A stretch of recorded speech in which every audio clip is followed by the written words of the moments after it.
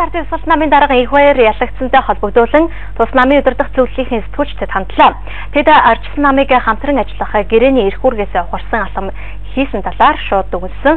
Тиймээс засгийн газарт орж ажиллах хэсэг тухай асуудлаараа удирдах зөвлөлийн хэмжээнд хуралдаж байр суурь илэрхийлнэ гэдгээ мэдгдлээ. Өчигдрийн хувьд Монгол Ардын Ёслол намын лидер гэгдэж байгаа тэрвиш даваг Баасан хүү нар ардчилсан намыг улс төрийн хэлмэгдүүлэлт явагдахад шууд нөлөөллөө гэсэн байр суурь илэрхийлж байсан. Тэгвэл тэд өнөөдөр хэвлэлийн хуралд ирсэнгүй. Тэдний оронд Монгол Ардын Ёслол намын удирдах зөвлөлийг төлөөж улсын их хурлын гишүүн Баян Сэлэнг энэхүү даргын туслах тулаг нарын хүмүүс ирсэн.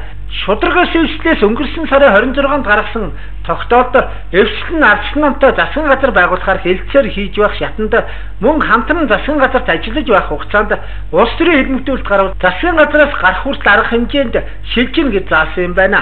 Тус тогтоолоор ардчилсан намд хүргүүлчихсэн.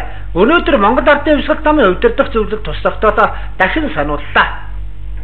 Ардчилсан нам, иргэний зориг нам, Монгол Ардын Ёслол нам, Монгол Үндэсний ардчилсан намын шударгаас эвслийн хамтсан засгийн газар байгуулагдаж ажиллах байх хугацаанд шударгаас алдагдах, улс төрийн хэлмэгдүүлэлт гарах, хүний эрх хэрэгжүүлэлт зөрчигдөх, ардчлалын үнд зүйлсээс ухрах явдал гарч болохгүй гэсэн байр суурийг тууштай баримтлах нь зүйтэй гэж үзсэвгүй. Хамтын ажиллагааны энэхүү суурь зарчмыг үл хэрэгсэн хамтсан засгийн газар байгуулахад болон түүний үйл ажиллагаа явж байх хугацаанд төр засгийн аливаа институтийн зүгээс улс төрийн хэлмэгдүүлэлтийг гаргахаас Монгол Ардын Ёслол нам, Монгол Үндэсний ардчилсан намын шударгаас эвслэн хамтсан засгийн газар байгуулалтаар явагдаж буй хэлцээг зогсоох бөгөөд хамтсан засгийн газрын үйл ажиллагааг дэмжихгүй байх түүнээс гарах болно гэдгээ ил тод мэдгдсэвэ. Гэхдээ эвслийн хувьд эцсийн шийдвэрийг одоогоор гаргаагүй байгаа. Энэ асуудлыг Монгол Ардын Ёслол нам, Монголын Үндэсний ардчилсан намын шударгаас эвслийн удирдах зөвлөлийн хурдаар эцэлсэн гэсэн. Өнөөдрийн хуралд Монголын Үндэсний ардчилсан намын гишүүд огт ирсэнгүй.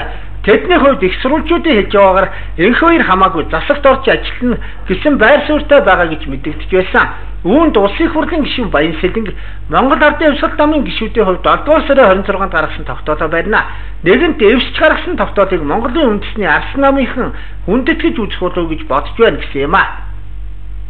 Монгол Үндэсний ардчилсан намын гишүүд одоо улсын их хурлын гишүүд удирдах зөвлөлийн гишүүд нь биднэртэй санал нэг байгаа гэж бодож байгаа. Бид өнөөдөр саналаа солилцсон.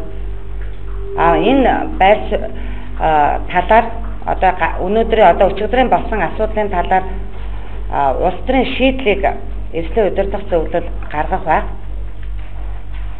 Ямар ч байсан энэ тогтоол бол хүчин төгөлдөр гэж л үзэж байна. Ер нь бол ардчилсан намд ч тэр Монгол Ардын Ёслол нам, Монголын Үндэсний ардчилсан намын шударгаас эвсэлт ч тэр дотоод эрх ашигын зөрчил дээд зэрэгтэй тулчихсан байгаа.